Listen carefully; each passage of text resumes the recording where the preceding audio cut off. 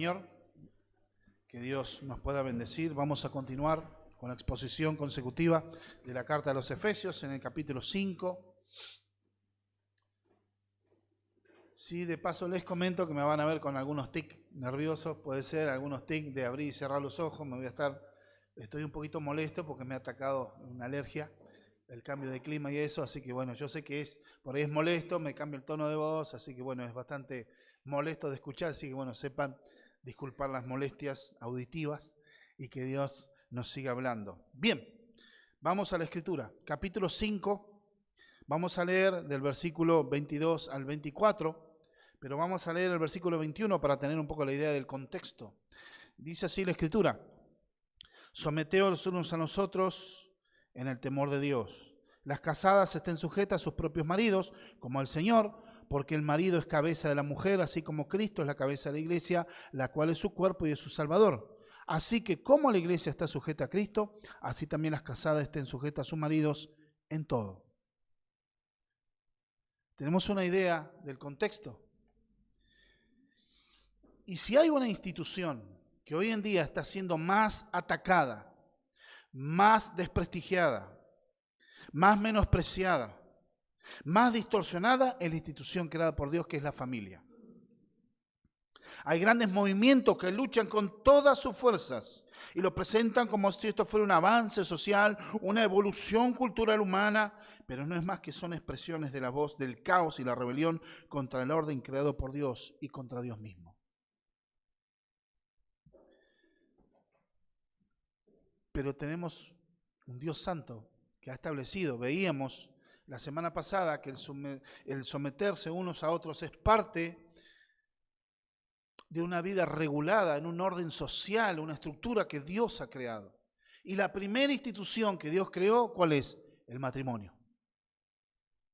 Que parte después se convierte, ya el matrimonio sí es una familia, pero se completa en la venida de los niños, en la venida de los hijos. Y es la continuación de la raza. Tiene que ver con el expandirse también, cumplir con el mandamiento del Señor, que dice en la Escritura: fructificaos y multiplicaos, llenen la tierra. Esa era la orden de Dios para el primer matrimonio y para la raza humana. Este es un orden creado por Dios y que, a pesar de vivir en un mundo caído, porque todo esto se desdibujó desde la caída, pero a pesar de vivir en eso y en sus consecuencias, esto ha traído siempre un orden que honra a Dios y derrama también su bendición. Pero también Dios provee el medio para que se cumpla ese propósito. El Evangelio, la provisión de su Espíritu Santo y distintos medios de gracia. Para cumplir el propósito de Dios, al hombre Dios le proveyó un medio de gracia y una bendición. ¿Cuál es? Bueno, le proveyó su ayuda idónea. Y el pasaje lo que nos va a mostrar ahora, el pie de esto, todo inclusive después la semana que viene vamos a hablar sobre el esposo. Y vamos a hablar sobre los hijos después. Y vamos a ver de los patrones, los amos con los esclavos. Todo está llamando a una sucesión. Pero acá habla de someterse los unos a los otros. Pero acá hay un cambio en el vocablo. Pero la raíz principal de todo esto, el contexto, está pegado a lo que es el verso 18 del capítulo 5, que es la voz fuerte, la voz dominante, la idea central de todo esto. Dice: no os embriaguéis con vino, lo cual es disolución, antes bien, sed lleno de Espíritu Santo. Esa orden, sed lleno del Espíritu Santo, está en un tiempo imperativo, que debemos ser llenos, porque inclusive vivir esta vida, y como yo le puse título a este sermón, la sana sumisión unos a otros, parte de Dios. Este es el manual para el matrimonio y la familia. Acá lo que Pablo está explicando es como un código doméstico, es el comportamiento, ya que Dios nos viene hablando a través de su palabra de cómo un cristiano debe comportarse en la iglesia del Señor, cómo debe comportarse con el mundo. Ahora lo está llevando al lugar más íntimo, que es el hogar, y quizás el lugar más difícil para vivir como un cristiano verdadero. Una cosa podemos mostrar en la iglesia, otra cosa en el trabajo con los vecinos, pero otra cosa ser un cristiano fiel en la casa, en la familia, en tu entorno, donde nos conocemos todos. Entonces, ¿qué podemos ver esto? que una persona debe ser llena del Espíritu Santo y que esto es vital para la vida en medio del seno familiar. El matrimonio, como la célula de la sociedad, es la primera institución creada. ¿Qué pasa? ¿Creada por quién? Por Dios. O sea que Dios es el origen. Y esta es una relación de pacto amorosa y complementaria. Como habla el libro de Génesis, capítulo 2, versos 23 y 24. Dijo entonces Adán: esto es ahora hueso de mis huesos y carne de mi carne. Esta será llamada varona, porque del varón fue tomada. Por tanto dejará el hombre a su padre y a su madre, y se unirá a su mujer, y serán una sola carne. Fíjense que este es un lenguaje de pacto. Un matrimonio es un pacto entre dos personas, entre dos adultos. Es una relación contractual. ¿Por qué habla de pacto? Es un lenguaje, esto es carne de mi carne, hueso de mis huesos, carne de mi carne. Incluso está formada la palabra. El palabra en hebreo para varón es ish, y para la varona, para la mujer, es isha. Pero tiene una raíz en algo que significa algo suave, delicado. O sea, ¿cuál es la sabiduría de Dios? Estamos hablando en el contexto que Él estaba dando nombre a todos los animales, estaba labrando en el huerto del Edén, estaba presidiendo, dirigiendo la creación que Dios le había dado, pero dice que una vez que terminó todo esto, Él vio que no había ayuda idónea para Él, de entre todos los animales de la creación. Entonces Dios dijo: no es bueno que el hombre esté solo, le voy a hacer ayuda idónea. Y de sí mismo, de su costilla, de su hueso, sacó y creó a la primera mujer. Lo metió en sueño profundo. O sea, estamos registrando la primera cirugía y la primera sanidad, porque él se despertó del sueño, no tenía nada roto, nada sano, y que dijo: esto es ahora parte mía. Y cuando estamos hablando de un lenguaje de pacto, de unidad. Así también, por ejemplo, en un momento cuando David derrota a los del partido de Saúl, digamos, cuando los derrota en persecución, después que ven y entienden que David era el nuevo rey de Israel, los que eran fieles a Saúl se volvieron y dijeron: bueno, ahora nosotros te ofrecemos nuestra lealtad a ti. Se sometieron voluntariamente bajo el reinado de David. ¿Y qué dijeron? Ahora somos hueso de tu hueso y carne de tu carne. Es un lenguaje de pacto. Porque el matrimonio es un pacto. Es creado por Dios. La monogamia es permanente. Es un vínculo que dura para siempre. Mientras haya vida humana. Es un vínculo indisoluble. O es la intención de que sea un vínculo indisoluble de parte de Dios.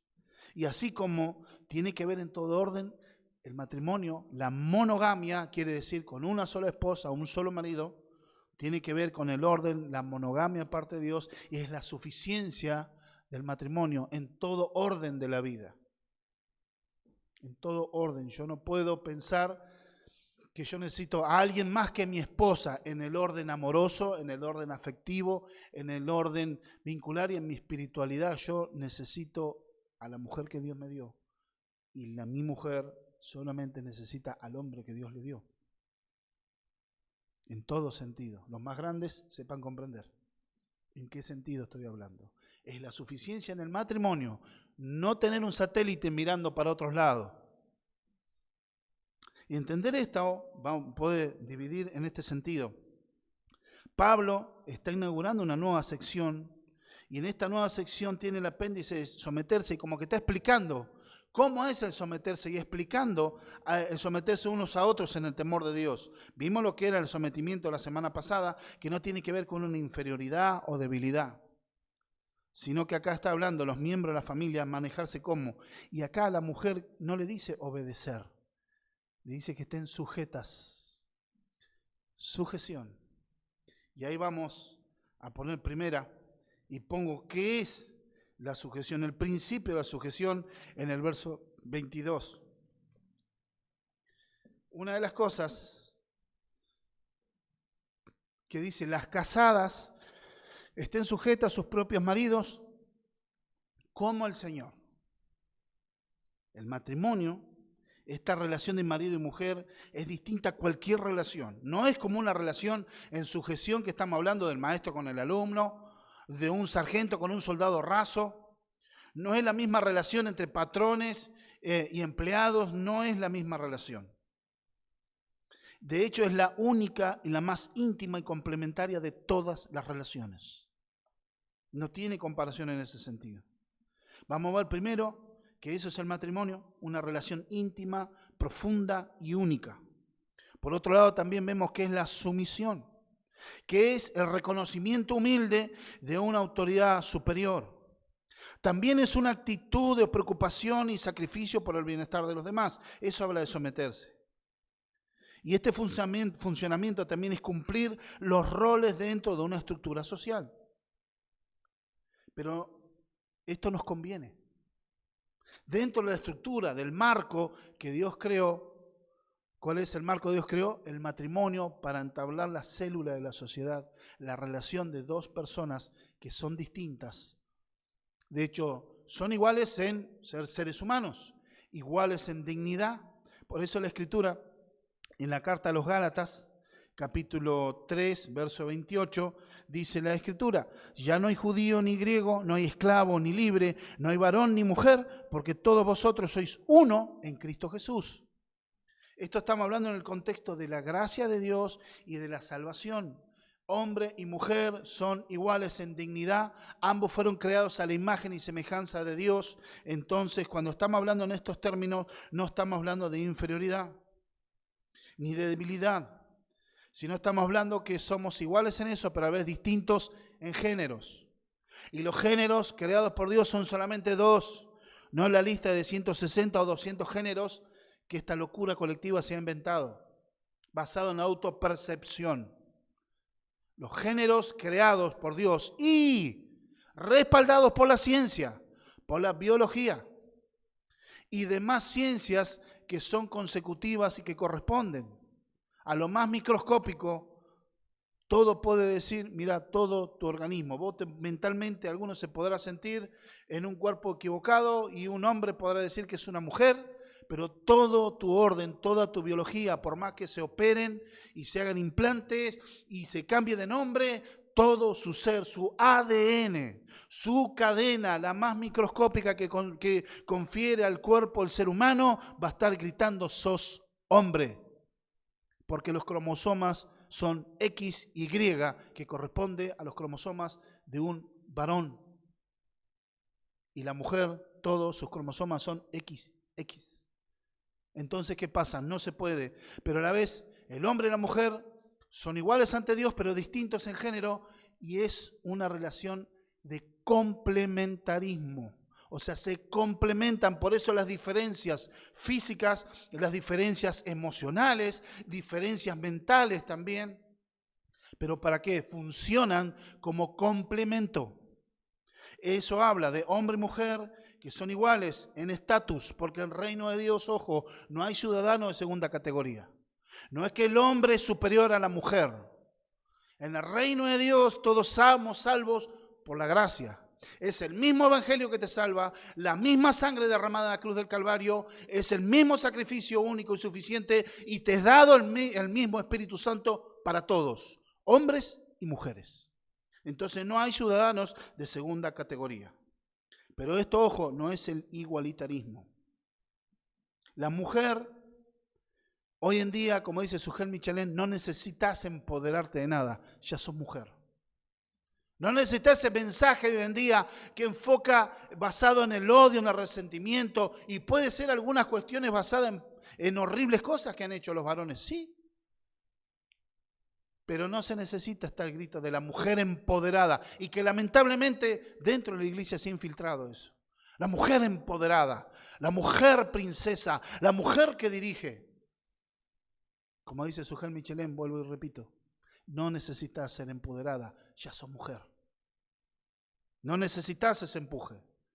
Eso es una actividad surgida del ser humano, del odio, del resentimiento, del orgullo, la soberbia, de la rebeldía contra Dios mismo.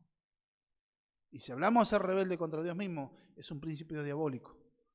De hecho, los movimientos como el feminismo actual terminan siendo el mismo odio contra la mujer misma. Ahora, este mensaje inclusive para la época, fíjense que no les dice a las mujeres obedezcan a sus maridos, sino estén sujetas. Y la palabra habla de someterse. Porque este mensaje es contracultural. La Biblia le está dando una posición de honra. Fíjense que en aquella época, cuando se escribía en la sociedad romana, ¿quién tenía la autoridad? El hombre en la familia. Era el pater familias, o sea, el padre de la familia. Y cuando se escribía una carta, no se le escribía a la esposa, no se le escribía a los hijos, no se le escribía a ellos, no, se le escribía al pater familia. Cuando se hacía un anuncio público, se le escribía al varón, al dirigente de la casa. Entonces aquí Dios ya está mostrando algo que no va con la cultura de la época, sino que está siendo contracultural. La primera carta del apóstol Pedro, capítulo 3, verso 7, dice lo siguiente: vosotros, marido, igualmente vivid con ella sabiamente, dando honor a la mujer como a vaso más frágil y como a coheredera de la gracia de la vida, para que vuestras oraciones no tengan estorbo. Fíjense que aquí Pedro, un hombre judío, un hombre de carácter tosco, muy aferrado a las tradiciones, que Dios le tuvo que hacer una obra poderosa, inclusive para ir a predicarle a personas gentiles. Fíjense la posición que le da a la mujer, y esa es la posición que Dios le da aún desde el Antiguo Testamento. Es una posición, dice, como a vaso frágil. No está diciendo débil, está hablando desde el punto de vista de la delicadeza de la mujer, la feminidad de la mujer. Y el hombre no tiene que ser áspero con ella. De hecho, Colosenses dice que las mujeres estén sujetas a su marido porque esto conviene. Es una bendición, pero tiene una posición de honra.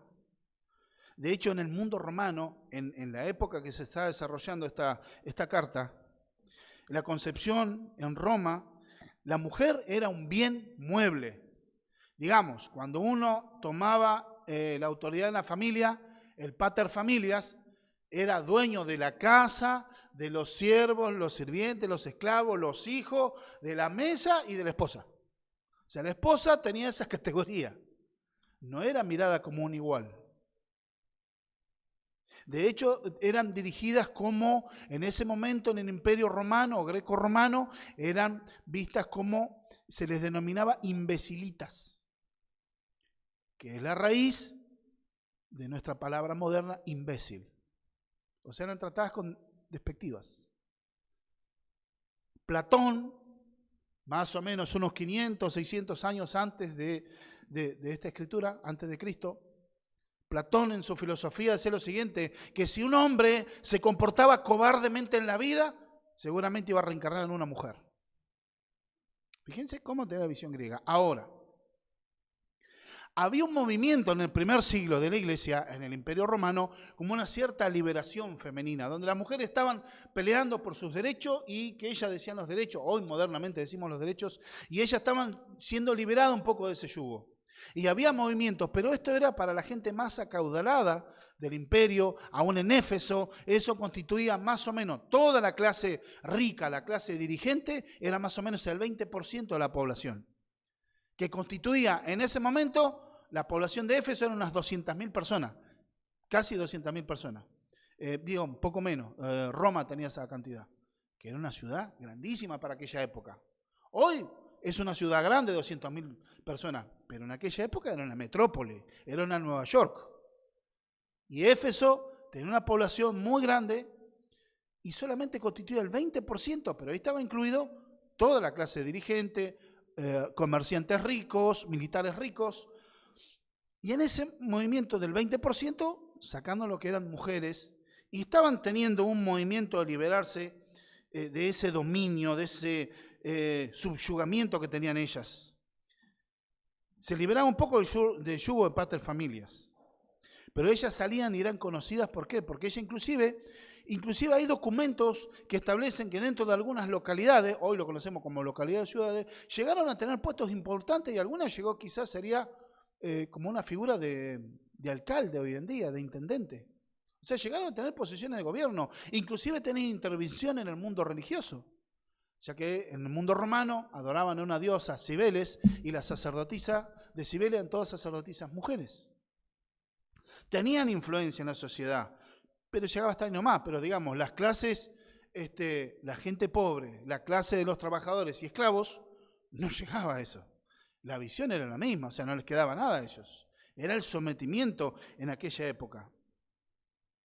¿Tuvieron alguna influencia en la política y hasta en la enseñanza las mujeres en aquella época? Estaba un insípido movimiento. Pero inclusive al emperador Julio Augusto tuvo que sacar un edicto y una ley para regular la actividad, y sacó una ley para las solteras, para las viudas, y otra ley para las divorciadas, debido a gran actividad que tenían estas mujeres. Su vestimenta era de corte indecente, sus peinados eran, como decía Pablo, esos peinados ostentosos, grandes adornos, y salían así, y una vestimenta muy provocativa, porque ellas eran liberadas. Y tenían una actividad muy frecuente. Entonces, ¿qué pasa? En todo orden, aún en la sexualidad, por eso tuvieron que parar un poco, porque no tenían problema. En ese momento ya existía el aborto. Si quedaban, desechaban, no tenían ningún problema. Ellas tenían que seguir su vida. Y este movimiento trajo en este sentido, pero las clases más bajas no llegaba a esto. ¿Qué es lo que está hablando acá en la Escritura? Una de las cosas, por ejemplo, inclusive modernamente, lugares donde no llegó la influencia del cristianismo en forma significativa, también es terrible. Hasta el siglo XVIII, el misionero William Carey, un bautista misionero de Inglaterra, que fue uno de los fundadores de la sociedad misionera en Inglaterra, estuvo en la India. ¿Y saben cuál es la costumbre que ellos tenían? En la India, cuando un hombre fallecía, se cremaba el cuerpo, pero tenía que ir su esposa a ser quemada a fuego viva con él, porque le pertenecía al hombre. No es que, enviudaba y se podía casar otra vez, no. De acuerdo a su clase social, si moría, tenía que ser inmolada con él. De hecho, William Carey, tuvo una gran lucha contra esto hasta que lograron revertirlo, hasta que lograron prohibirlo por ley. Pero era terrible en ese sentido. Y en Oriente Medio, por ejemplo, habla un hombre llamado James Kennedy, que en Medio Oriente observaba en una escena 2 hombres jugando a las damas. Y después veía un poquito más lejos, en el campo, a un hombre que estaba arando el campo, que seguramente sería de clase social más baja, o el sirviente de alguno de ellos. Y estaba empujado, estaba tirado este arado por 2 animales que él veía de lejos hasta que se acercó. Un animal era un buey, el otro era una mujer. En Oriente Medio. Y estamos hablando en tiempo moderno, ¿eh? Entonces, ¿qué pasa? En otras sociedades donde el cristianismo no hubo esa influencia significativa, las mujeres eran una cosa. Como en la antigua Grecia, comparar a un hombre con una mujer era comparar a un hombre con una máquina cortapasto. Un elemento, algo de utilidad. Servía para procrear, punto. Pero en este contexto aún, Pablo está diciendo esto, como el Señor. Si bien la sumisión a Cristo es distinta, ya que ahí es una obediencia no relativa a la circunstancia, sino que es una obediencia al Señor, estamos hablando en el sentido de una obediencia sin peros para Dios. Es una obediencia incondicional, pero también Pablo no está condicionando, a ver, si tu marido se porta bien en esto y si tu marido hace todo bien los deberes, sujetate, si no, no. No está condicionando Pablo eso, sino está viendo el aspecto que deben mirar las casadas, porque esto es la voluntad de Dios. No está comprometiendo esto a la madurez espiritual, sino que miren las esposas como ejemplo a Cristo.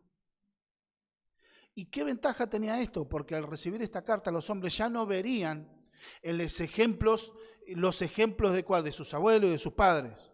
Un hablar duro, quizá violento en la casa, maltratando a la esposa, siendo áspero. No, ellos no seguirían sus costumbres del mundo pagano, sino que los hombres mirarían a Cristo para seguir su ejemplo de liderazgo. También, una de las cosas que vemos acá, Pablo está instruyendo a la mujer a cómo responder al liderazgo que el Cristo resucitado proporciona a su iglesia. El liderazgo de Cristo, que fue un espíritu de sacrificio, redentor y amoroso, ese liderazgo, ese que las mujeres debían responder y mirar el ejemplo. Y ese mismo ejemplo se tiene que aplicar para ellas en sus esposos es aceptar humildemente el liderazgo que Dios proporcionó. Así como aceptó el liderazgo de Cristo para la iglesia, al ser miembro de la iglesia, así la mujer debe aceptar con humildad, en amor, en la sumisión al liderazgo que Dios puso sobre ellas. Es seguir ese patrón, así como se sigue a Cristo en humildad y obediencia, es seguir a sus esposos de esa manera. El esposo debe ejercer ese liderazgo amoroso y ella debe respetar y apoyar ese liderazgo. Es poner todos sus dones y todos sus talentos bajo la autoridad de su esposo. Este es como si fueran miembros de un equipo. Están luchando por el mismo bien común. Y como es un equipo, hay alguien que toma las decisiones. Por ejemplo, la mayoría de equipos que tienen un capitán. Y el capitán es el que toma las decisiones. Entonces, ¿pero qué pasa? En esas decisiones que tiene que liderar el hombre, se complementan estas decisiones. Y muchas de las decisiones se basan en un alto grado de consulta mutua, por consenso de ambos. Porque la mujer tiene cualidades que el hombre no tiene. Tiene una percepción distinta, una visión aguda distinta, una capacidad de razonar distinta y nos puede traer luz a los varones. Hermanos, el escuchar a tu mujer a la hora de tomar decisiones no es debilidad, es ser sabio. Es usar la sabiduría, por eso la relación es complementaria. Por otro lado también vemos en la Escritura que esta sumisión es amorosa. ¿Por qué se somete la mujer?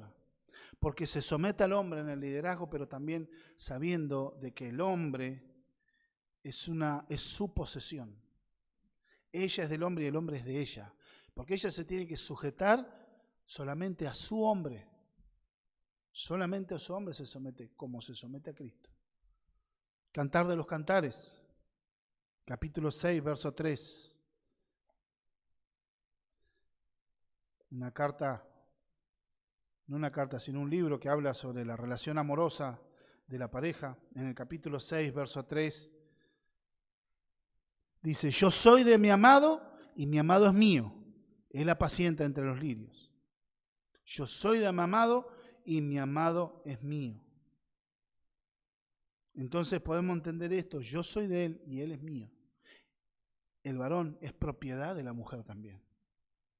El varón es propiedad de la mujer, es una propiedad, una posición única, personal e íntima. Y por otro lado dice sujetaos. ¿Saben qué? En el griego, esa voz, está escrita una voz que se llama voz media. En los verbos, nosotros en la lengua castellana tenemos dos voces, voz activa y voz pasiva. Esto hay que explicarlo un poquito. Digamos, a ver, José golpea la pelota. ¿Quién golpea la pelota? José. José es el sujeto. ¿Y qué hace? Golpea la pelota o patea la pelota. ¿Quién recibe la acción? La pelota. Eso es voz activa. La voz pasiva, la pelota golpea a José. ¿Quién golpea a José? ¿Quién golpea? La pelota es el sujeto. José es el que recibe la acción. Pero en el griego hay una voz en el medio que se llama voz media. Es decir, como el que hace es el mismo que recibe la acción. Es como decir, yo me baño. ¿Quién se baña? ¿Quién hace la acción de bañarse? Yo. ¿Quién se está limpiando? Yo. Yo recibo la acción de bañarme. Entonces, en ese sentido está hablando. Entonces, esta sujeción debe ser voluntaria de las esposas. Es voluntaria. Y es para honrar. Y tiene que ser en amor, o sea, una sumisión voluntaria y amorosa, en respeto a la autoridad que Dios le ha dado al varón. Eso viene a ser, es el origen de la sujeción. No le dicen obedezcan, fíjense que a los hijos le dice obedeced a vuestros padres, a los siervos le dice obedeced a vuestros amos, pero a la mujer no. Fíjense cómo Dios le dice sujetad a vuestros esposos o someteos a él en otra versión, porque la mujer tiene que someterse voluntariamente. Tiene que respetar la institución que Dios creó. Por eso le digo a las solteras, fíjense bien a la persona que por ahí tienen la idea o pensar en novio o casarse, cómo es su carácter, cómo es su búsqueda de Dios y cómo es su espiritualidad y los valores y su carácter y su vida en sí, porque ese es el hombre que vos te vas a tener que sujetar. Vamos al segundo encabezado, el verso 23. Porque el marido es cabeza de la mujer, así como Cristo es cabeza de la iglesia, la cual es su cuerpo y Él es su Salvador. Vamos a ver el enfoque que Pablo está dando para la sujeción. ¿Cuál es el enfoque que Pablo está dando? El enfoque no es cultural. Pablo no le está dando la razón a la cultura greco-romana que hablaba, ahora tenés que sujetarte al marido porque así lo manda la cultura. Porque así debe ser, porque desde los ancestros los hombres, los machos han gobernado. Entonces la mujer tiene que someterse a él. Sí o sí, porque así lo manda, así es el mandato cultural y religioso. No. Pablo no está, digamos, también dándole una noción de libertad a la mujer como queriendo volar con las alas de la nueva cultura. Los nuevos vientos culturales, esa teórica liberación de la mujer, entonces la aprovecha como a meter y no diferenciarse de la cultura. El enfoque no es cultural. Eso hay que ver. Hay doctrinas en medio de la iglesia y hay mensajes y textos que son, sí, algunos tienen que ver con un contexto cultural de aquella época que no son aplicables hoy en día. Pero acá Pablo no está dando una proyección cultural, no está basándose en la cultura, porque la cultura cambia con los tiempos, el ser humano cambia, piensa distinto, en país distinto, sociedades distintas. Pablo no está hablando en ese sentido. El enfoque no es la cultura greco-romana o la filosofía griega, o no se está refiriendo tampoco al orden social romano, el movimiento emancipador o algún precepto abolido por Cristo del Antiguo Testamento. No. El enfoque es funcional y teológico. Aquí Pablo no da nos está dando da una fuente distinta del liderazgo y el principio de su misión.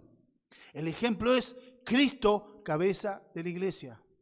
Repito, Cristo acá nos está dando una fuente distinta y nos está enseñando algo distinto a lo que tiene que ver el liderazgo y está dando el principio de su misión. Cristo, cabeza de la iglesia.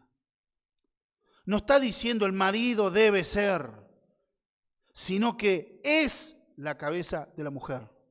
No está diciendo el marido, haz las cosas bien y vas a ser el líder de tu casa y vas a ser la cabeza de tu mujer. No, el marido es. Tiempo presente, presente continuo. ¿Por qué? Porque es la posición que Dios le otorgó desde la creación. Entonces es una relación basada, ¿dónde? En el nuevo pacto. Mostrando qué cosa. Cristo es la cabeza que Dios le dio a la iglesia. La iglesia es el cuerpo visible de Cristo, pero la cabeza, quien la dirige, es Cristo. Y es el liderazgo que el Padre le ha dado a la iglesia. Dios nos guía y nos enseña por su palabra, pero el líder de la iglesia, el que la compró, el que la hizo suya, el que la rescató y la salvó, es Cristo, y Él es el quien dirige a la iglesia.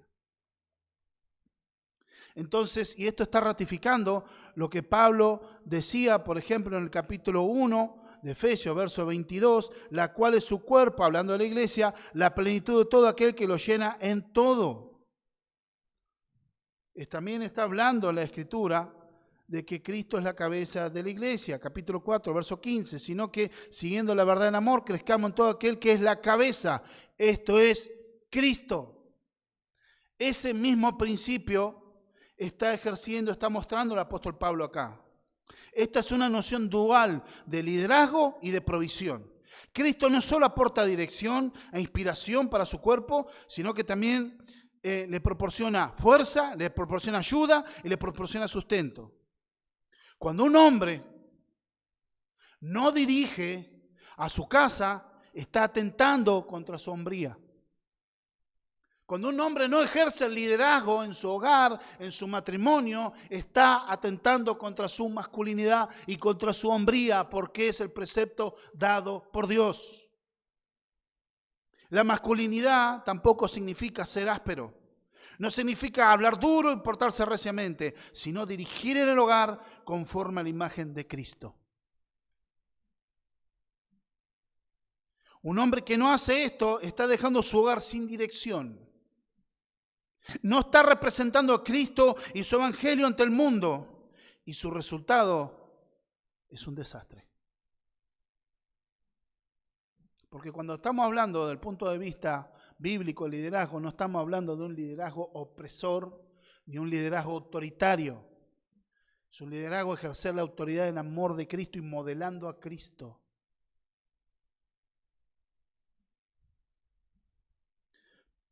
Y si no sabemos hacerlo y si no lo hacemos, es pecado. Santiago 4:17 dice, aquel que sabe hacer el bien y no lo hace, le es pecado. Muchos prefieren en esta cultura, encima ahora que se quiere hacer que el hombre sentirse culpable de ser hombre. Quieren hacer la nueva masculinidad, un hombre afeminado, un hombre retrocediendo sus valores, sin carácter, débil, totalmente maleable por la cultura, por el pensamiento de la época. Ese no es el hombre bíblico y no es el hombre creado por Dios. El hombre le ha dado características al hombre de superioridad física. Muscularmente, nosotros los hombres tenemos un 30% más de fuerza física que las mujeres. ¿Para qué? Para soportar cargas, para salir al frente de la batalla a defender a nuestra familia. Para salir a cazar y hoy en día tener que salir a trabajar y sostener el hogar. Obviamente se entiende la economía si tienen que trabajar los dos por la necesidad, pero es por un complemento común. No es decir, es tu plata, mi plata. No, yo como ahora gano, yo soy independiente a vos. Esa no es la visión bíblica. Al hacer eso es receta para un desastre, es la tormenta perfecta. Esto también debe reflejarse en la iglesia.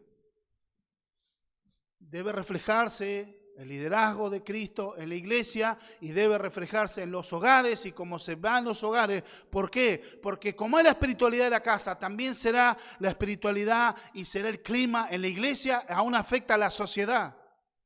Si no hay una espiritualidad, una diligencia clara y sana, es receta para el desastre, porque eso va a afectar inclusive a los que son cristianos, afectar en la relación de la iglesia. ¿Y cómo se refleja esto en la iglesia? El liderazgo. Primera carta a Timoteo, capítulo 2, verso 11 al 13. Dice la Escritura, la mujer aprende en silencio con toda sujeción, porque no permito a la mujer enseñar ni ejercer dominio sobre el hombre, sino estar en silencio. Porque Adán fue formado primero y después Eva. Véanse acá que Pablo no está, muchos dicen, los igualitaristas cuando habla de que el hombre es cabeza de la mujer, están refiriéndose a supuestamente a una palabra antigua encontrada en antiguo registro de Grecia que tiene que ver la palabra cabeza, tiene que ver con el origen un río. En realidad entonces está diciendo que el hombre es el origen de la mujer, pero no la cabeza. Bueno, eso fue desestimado, porque las terminologías, eso se llama falacia de significado de la etimología de las palabras. Es un enredo técnico para decir nada. ¿Por qué? La palabra cabeza tiene noción de autoridad, no origen. Autoridad, sí, el hombre, el origen de la mujer en el sentido que fue sacado de su costilla, de su carne, es bárbaro. Pero cuando habla acá, cuando Pablo estaba hablando, hay palabras que cuando se escribieron las primeras veces, registros antes de Cristo, tenían un significado, pero cuando Pablo las escribió ya tenía otro significado. Fue la evolución del idioma también. Pero acá cuando habla en la iglesia, el liderazgo en la iglesia es masculino. ¿Por qué? Tenemos un Dios. Vamos a observarlo, hermano. Obsérvelo, porque esto no es una cuestión de que yo quiero sentarlo con un espíritu machista.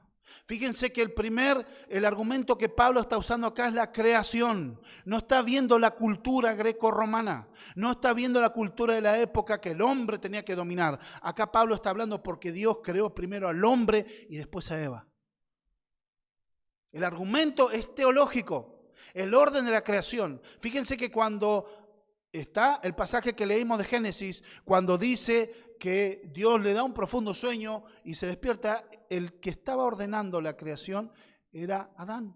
Adán ya estaba labrando el huerto, Adán ya le estaba dando nombre a los animales, él estaba dando todo el orden que estaba ahí, cumpliendo el papel que Dios le había dado. Y después Dios crea a Eva como ayuda idónea. El argumento es teológico. Pablo está hablando, cuando habla de que aprenda en silencio, no permito a la mujer enseñar ni predicar, ahí como ejercer dominio. Esto estamos hablando dentro del contexto del culto público. Otra cosa es la consejería privada. que hay mujeres realmente maravillosos instrumentos de Dios en la consejería, que pueden aconsejar en forma privada. ¿Se acuerdan el pasaje en el libro de los Hechos donde están Priscila y Aquila? Y están escuchando a Apolos, que era un poderoso predicador, pero no tenía muy bien entendido el evangelio. Es como que él predicaba, pero veían que era un cristiano genuino. Entonces se juntaron con él en privado y lo instruyeron. Entonces, ¿qué pasa? Pero dentro del culto público, dentro del orden de la iglesia, el liderazgo es masculino. Fíjense Antiguo Testamento.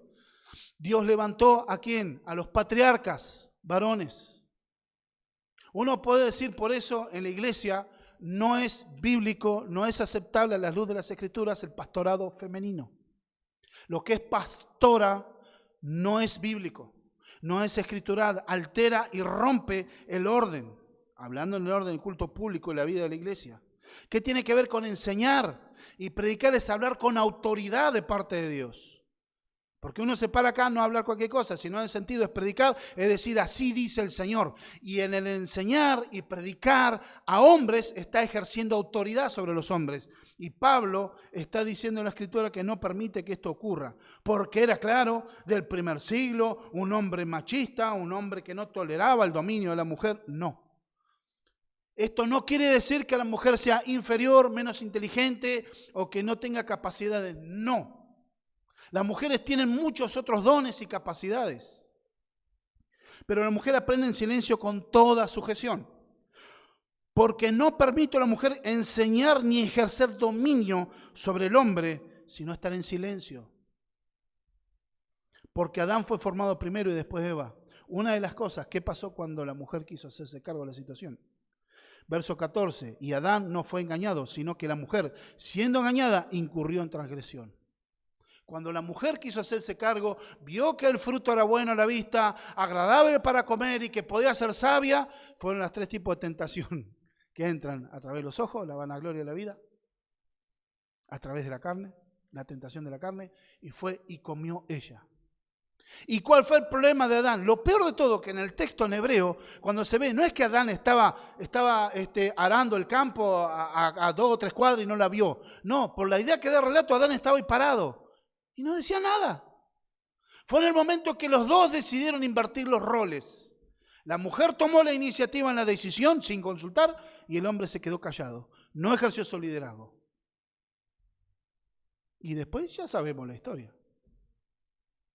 Es alterar el orden. Y en la iglesia, alterar esto es ir directamente contra el principio divino, es violentar la Escritura.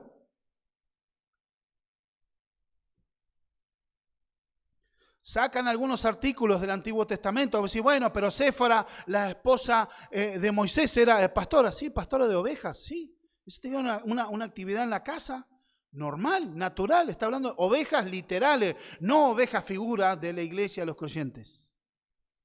De hecho, Dios ¿cómo se presenta? Como varón. Dios no mandó a Jesús, mandó a Jesús, varón. El liderazgo siempre es varón. Cuando Dios eligió a los discípulos, ¿quiénes eligió? Como sus enviados. Todos eran discípulos, hombres y mujeres. Pero ¿quién eran las autoridades en la iglesia? Los apóstoles, que eran varones. Cuando se eligieron los diáconos, ¿qué dijeron los apóstoles? Elijan ustedes, entre ustedes a 7 varones. No dijeron 7 personas o 7 hermanos o 7 hermanas, 7 varones. Hay una cualidad que Dios está dando. El liderazgo en la iglesia del Señor es masculino. Este es un argumento teológico, no cultural. Cuando la mujer asume el pastorado en una congregación, está violentando el orden divino. Y los hombres que se someten a esa autoridad están violentando su propia masculinidad. Están yendo contra las Escrituras. Pero yo conozco pastoras que predican muy bien, enseñan. De hecho, uno puede aprender mucho, por ejemplo, de una forma indirecta. Mujeres que son teólogas y deben conocer la palabra de Dios y escriben libros. Y esos libros sirven para nutrir a los pastores, a los diáconos y a otros hermanos. Y eso está bien, está buenísimo. Dios le da capacidades tremendas, mujeres teólogas, tremenda sierva de Dios. Ejemplo de cristianas, sierva del Señor, un montón. Pero ¿qué puede hacer la mujer si no es pastora? Lo que hacen otra cantidad de hermanos que no son pastores.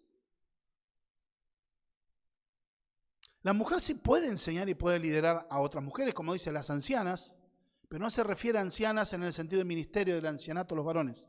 Estamos hablando de ancianas mujeres mayores, que le está diciendo, enseña a las mujeres más jóvenes a ser casta, a ser pura, a cuidar su casa, a ayudar a sus maridos. Entonces, esa es la enseñanza que tienen. O sea, pueden liderar a niños, las escuelas bíblicas por excelencia son mujeres, y varones también enseñando, pero pueden enseñar. Pueden ser esposas y madres, que ya con eso. Hoy en día se ridiculiza, se dice, no, ay, vos sos ama de casa, ya la miran como si fuera la tonta del grupo. No, estás honrando a Dios. Si la economía da y la fe en el Señor, el mutuo acuerdo, y vos te querés quedar a cuidar a tus hijos, bendito sea Dios. Si no se puede, bueno, siempre y cuando no se inviertan los roles. Mi esposa, por ser mi esposa, no se puede hacer la analogía. La esposa del pastor es la pastora, no. Porque con eso entonces la esposa del médico es la doctora. Tiene que ser necesariamente. En lo natural puede ser que los dos hayan estudiado medicina. Pero estoy hablando de no hacer la analogía, simplemente porque yo soy el pastor, mi esposa es la pastora. Eso no es bíblico. Ella es esposa, mi esposa y madre de nuestros hijos. Ese es el ministerio principal que ella tiene. Después puede liderar a hermanas y puede tener algún área de liderazgo en la iglesia. Y hay otros casos que no. Pero ya con ser esposa de un pastor, ya es mucho, ya tiene que caminar. Y además ser madre y estar en la casa es un tema. Pero con eso ya tiene. Pero los hombres serán juzgados por Dios el día que se presenten delante del tribunal de Cristo. Acá no estoy juzgando intenciones, pero ya sea por error o por maldad, el error es error, está mal. Ya sea por ignorancia o mala intención, está mal. Ah, pero Dios levantó a Débora en la antigüedad. Era una jueza, era un cargo civil. No era una sacerdotisa. Dios nunca levantó sacerdotisas, sino sacerdotes, porque era la figura del gran sumo sacerdote Cristo. Débora, inclusive era como un caudillo en esa época, y de hecho sería como un juicio a los hombres, porque los hombres no se ponían los pantalones largos. Pero de hecho cuando tuvieron que matar al enemigo, cuando tuvieron que matar al rey enemigo, ¿a quién mandó? Al varón. Dice, a mí no me corresponde, tenés que ir vos. El hombre tenía que ir. Y ella mandó. Entonces debemos entender, hermano, y esto en la iglesia, lamentablemente en la iglesia de Cristo hoy se ha filtrado esa teología liberal, igualitaria, donde yo he visto anuncios de otras congregaciones, no, porque acá para estar en igualdad de condiciones, gloria a Dios, hemos levantado las pastoras por su servicio, no, porque tiene dones y sabe predicar, no tiene nada que ver, por más que tenga dones y talento y sepa la Biblia y sea teóloga, no tiene que dar el liderazgo, no es bíblico, es ir contra Escritura, contra la palabra de Dios. Puede servir a Dios y gloria a Dios que tiene que conocer la palabra de Dios. Tiene que ser una teóloga. De hecho, toda cristiana y todo cristiano debe ser un teólogo. Bueno, todos somos teólogos, lo que pasa es que algunos somos malos. Pero el tema es entender de que el hombre será enjuiciado también por renunciar al liderazgo que Dios pone. Dios le dio al hombre esa autoridad. Dios le dio al hombre esa posición. El hombre está diciendo, no, yo no quiero. Le están diciendo, Dios, vos no sabes tanto. Vos no sabes tanto. Y si ella sube es. Pero una misionera, un argumento con un pastor amigo, me decía, no, lo que pasa es que es una misionera que inauguró la iglesia, no le vas a dar el pastorado. No, porque no es bíblico. Puede funcionar como misionera, puede evangelizar. De hecho, las mujeres son las más grandes evangelizadoras. Como todo varón debe evangelizar. Ahí tiene una gran actividad. Y donde pueden predicar evangelizando, llevando la palabra de Dios. Pero lamentablemente todo se reduce a un lugar de discusión de poder. Y acá no es poder, es responsabilidad que Dios da al ministerio del ancianato y el pastorado y a los diáconos en la iglesia del Señor y liderazgo, que sean varones.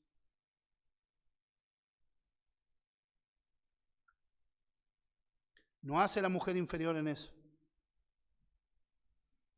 Pero pueden hacer muchas cosas que son importantes para el avance del reino de los cielos. Porque Dios colocó al hombre en autoridad y esta autoridad debe ser asumida. ¿Cuál es el modelo? La relación de Cristo con la iglesia. La iglesia es el cuerpo de Cristo y Él es su Salvador. Cristo es el esposo amante que guía, que protege y que ama a su esposa. Las esposas siguen el modelo de sumisión. Así como la iglesia se sujeta a Cristo y se somete a Cristo, entonces ¿qué pasa? No se mueve la iglesia de una forma independiente. No le habla a Cristo de una forma mandona, en una forma autoritaria. Aunque hay iglesias que sí pretenden. Cuando uno escucha, bueno, yo decreto, establezco y yo mando a Dios que tiene que hacerlo en el nombre de Jesús y Dios tiene que hacerlo. Eso es una forma de hablarle con falta de respeto a Cristo. Tomándose atribuciones que Dios no le dio. Por eso Dios dice, recordadme estas promesas. Señor, tú recuerdas en la palabra, dice esta promesa, yo te la hago recordar, Señor. Eso es una cosa. Y otra, a mí me corresponde porque está escrito, así que vos, Dios, tenés que hacer lo que yo quiero. Es una manera de falta de respeto, incoherencia y soberbia que toda iglesia o creyente enseñan a orar de esa manera. Por eso las mujeres siguen y deben seguir el ejemplo bíblico. Así como la iglesia se somete a Cristo, ese modelo de sumisión, las esposas se deben sujetar a sus esposos. No se mueven en forma independiente. No hablan de una manera respetuosa, como deben respetar a sus maridos. Por último, verso 24, ¿cómo es la sujeción? Una de las cosas que vemos, así que como la iglesia está sujeta a Cristo, así también las casadas lo estén en sus maridos en todo. ¿Qué dice en todo? Su sumisión no debe ser selectiva. ¿Cuál es este tema? Selectivo o parcial. En aquellas cosas que ella piensa como ella. Bueno, yo lo voy a obedecer en esto que yo me parece que está bien y tiene razón y yo estoy de acuerdo. En lo otro no. No, a mí no me parece, yo tengo mente propia. Y nadie está diciendo que una mujer no pueda pensar. En un lugar donde no te permitan pensar, un matrimonio que no te permitan pensar, que no te permitan preguntar, no tengas ningún poder de decisión de nada, cuidado. Eso es un lugar opresivo.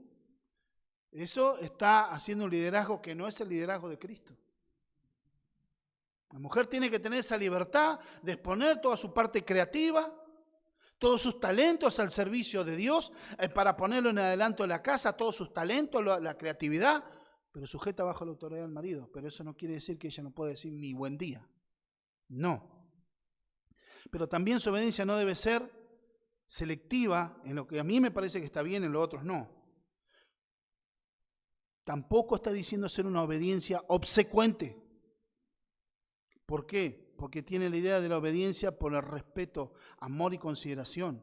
Pero esta sabiduría esta sujeción tiene sus límites. Y esto sería en un momento que tener que ceder a una actividad pecaminosa o desobedecer directamente a Dios.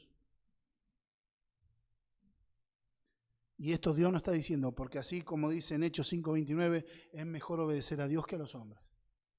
Mujer, si tu marido te está queriendo llevar a hacer algo pecaminoso, algo que ofendas a Dios, que manches el Evangelio, tenés de parte de Dios libertad para desobedecerlo, en eso sí. Pero lo demás que te diga, bueno, tenemos que levantarnos a tal hora y a vos te gusta dormir hasta tal hora, bueno, vamos a hacerlo.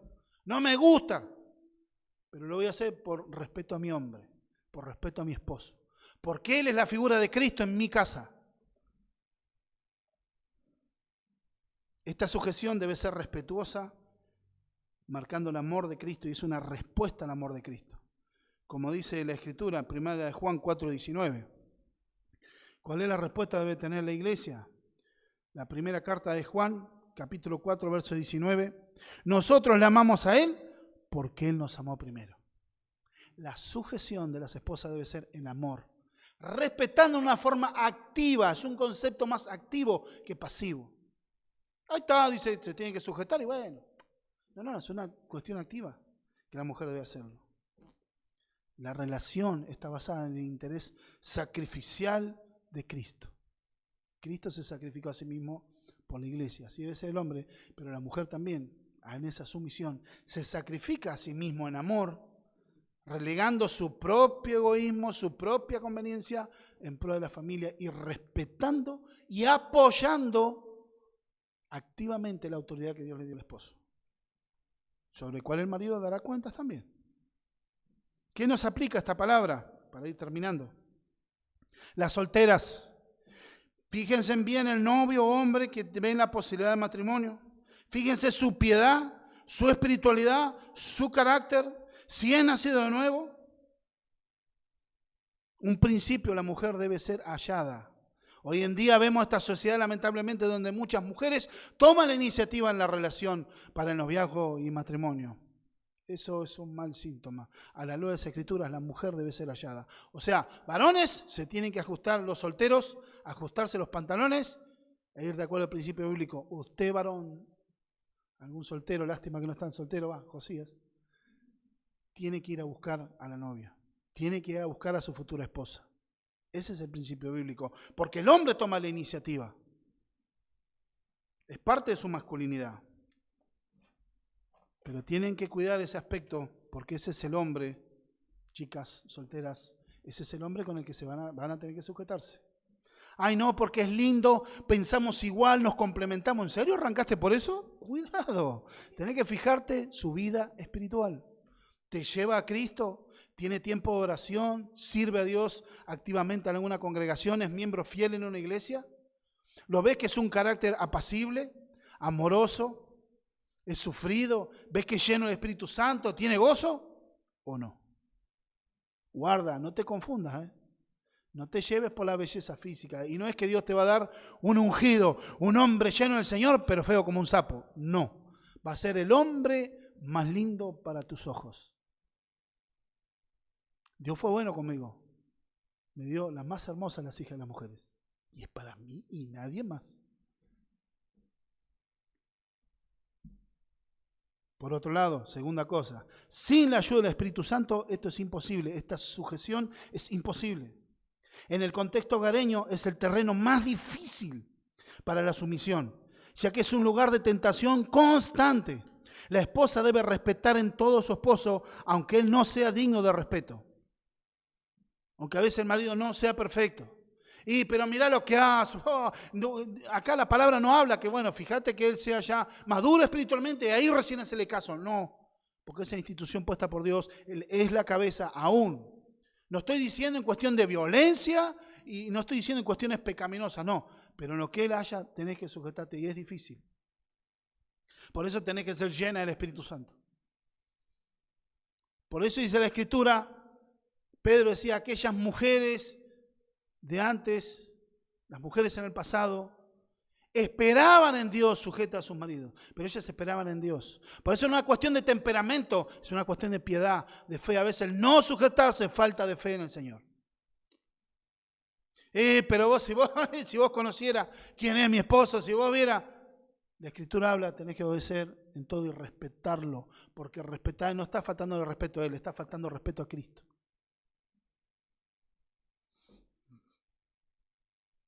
Otro principio, el deber del hombre es santificarla.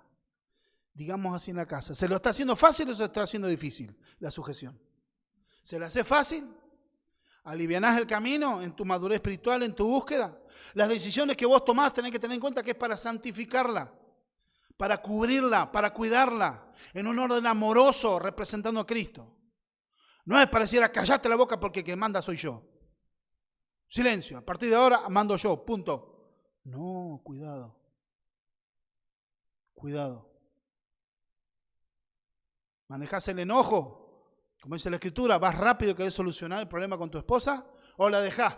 Porque tu orgullo es más grande antes que pedirle perdón. Cuidado, iglesia, con eso. Cuidado, varones. Por eso tenemos estorbo en la oración. Por eso no hay crecimiento de la vida espiritual. ¿Se le hacemos fácil o se le hacemos difícil? La mujer debe ser llena de Espíritu Santo, pero el hombre también. En casa y en público las esposas deben honrar a sus esposos. Desprecios, hablar por sobre el esposo, esas miradas, comentarios despectivos respecto de él, eso le está faltando respeto a tu esposo. Ay, mira, este es un salame. Ay, mira, este tonto. No, para, cállate que yo voy a hablar. Déjame a mí que yo hablo. No. Hablar por sobre arriba, estás irrespetando a la autoridad que Dios le dio a tu esposo. Estás irrespetando a Cristo. Hay problemas, se arreglan en casa, cerrada la puerta, en intimidad, y ahí se solucionan las cosas hablando, orando. en oración y a veces en lágrimas, porque no se puede arreglar en el momento este cabezón. Pero cuidado con eso. De ver acá con miradas. Y uno ve a veces lamentable, el esposo está mirando y la esposa que lo mira así, y ya el esposo, lamentable espectáculo. Es una falta de respeto a Cristo. El argumento bíblico es falta de respeto a Cristo. Estás deshonrando el Evangelio. Las mujeres piadosas esperan en Dios, sujetándose a sus esposos, pero ejerciendo fe en Dios primeramente, sabiendo Cristo es el Salvador de la iglesia. El que triunfó en la cruz del Calvario y nos rescató el pecado a la iglesia es Cristo, pero nosotros, como maridos, debemos presentar el lado amoroso y redentor. Hoy, como última implicación, es el día de abandonar las rebeldías del alma, ya que es contra Dios mismo. Que hoy te puedas arrepentir, porque tenés que arrepentirte de esa rebelión, de ese odio, de esa amargura, de ese resentimiento, de esa rebeldía de querer hacer lo que yo quiero y porque este no entiende. Arrepentite delante de Dios, humillate delante de Dios y Dios hará conforme su voluntad. Va a trabajar y moldear tu corazón para que mires a tu esposo con ojos de misericordia, como alguien necesitado de la gracia, como vos, mujer. Y el esposo va a madurar y el esposo va a crecer por causa de tus oraciones. Amén. Vivir independientemente es un principio diabólico, no es bíblico. Esta feminidad moderna termina siendo odio contra la mujer. Que Dios nos libre. Amén. Padre, te damos gracias por esta tu palabra. Yo ruego que tú la bendigas, que tú, Señor Dios mío, produzcas fruto en nuestro corazón, en nuestras vidas. Produzca, Señor Dios mío, el crecimiento, la madurez, que ayudes a los matrimonios. Ayúdanos, Señor Dios mío, porque realmente también yo me miro, Señor, como hombre y veo cuánto me falta para representar el modelo de Cristo en mi casa. Así, Señor, yo como uno más, como un varón más, me presento delante de tu presencia, necesitado de tu gracia, de tu auxilio, de tu misericordia. Y oro, Señor, por mis hermanas, las casadas que puedan, Señor, vivir realmente esta sujeción bíblica, Señor. Poder ser luz en sus casas, Señor. A las solteras, que tú le des sabiduría a la hora, Señor Dios mío, de estar eligiendo, Señor Dios mío, con quién se van a casar, Señor. Porque es una elección, Señor. El vivir sujetas, Señor, es una elección que ellas deben hacer. Esta sujeción, Señor, debe ser voluntaria, Señor, amorosa, de respeto, Señor, y de, Señor, apoyo, Señor, hacia su esposo. Un hombre con debilidades, con pecados, con defectos, llamado a santificación, Señor. Yo sé que es difícil en estos tiempos, Señor. Es complicado, más en los tiempos, en los vientos culturales de ahora, los movimientos que fomentan, Señor, la rebeldía, el desorden, el caos social. Pero yo te ruego que vos te glorifiques, porque no es una batalla cultural, es espiritual. Es implantar y vivir por los principios del reino de los cielos. Por eso te alabo y te bendigo, que tú bendigas y guardes la familia. Guardes esta familia que es parte de tu iglesia. En el nombre bendito de Jesús te damos gracias, Señor. Amén y amén.